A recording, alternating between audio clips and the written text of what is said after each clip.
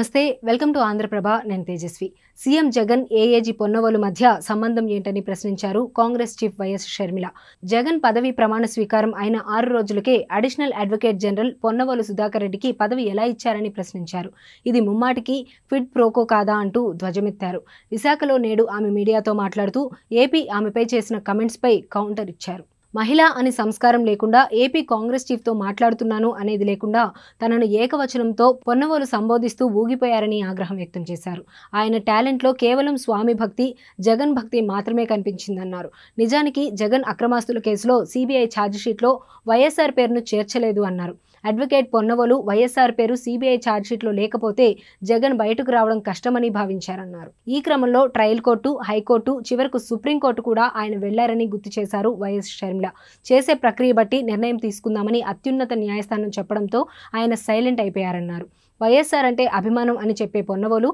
ఆయన పేరును ఛార్జిషీట్లో ఎలా చేర్చారు అన్ని కోర్టుల చుట్టూ ఎందుకు తిరిగారు అని ప్రశ్నల మీద ప్రశ్నలు సంధించారు జగన్ ఆదేశాల మేరకే సిబిఐ ఛార్జిషీట్లో వైఎస్ఆర్ పేరును పొన్నవోలు పెట్టారన్నారు వైఎస్ షర్మిల అందుకు ప్రతిఫలంగా అడిషనల్ అడ్వకేట్ జనరల్ పదవిని పొన్నవోలుకు సీఎం జగన్ ఇచ్చారని తెలిపారు జగన్ సీఎంగా మే 30న పదవీ స్వీకారం చేయగా కేవలం 6 రోజుల్లోనే ఆయనకు అడిషనల్ అడ్వకేట్ జనరల్ పదవి ఇచ్చారన్నారు ఇది ముమ్మాటికి క్విడ్ ప్రోకో కాదా మీరే ఆలోచించాలి అన్నారు పులివెందుల వేదికగా సీఎం జగన్ మాట్లాడిన దానికి తాను కౌంటర్ ఇస్తున్నానని తెలిపారు వైఎస్ఆర్ పేరును కాంగ్రెస్ పార్టీ ఛార్జిషీట్లో చేర్చిందని జగన్ చేసిన కమెంట్స్కి దానికి బదులిచ్చానని గుర్తు చేశారు షర్మిల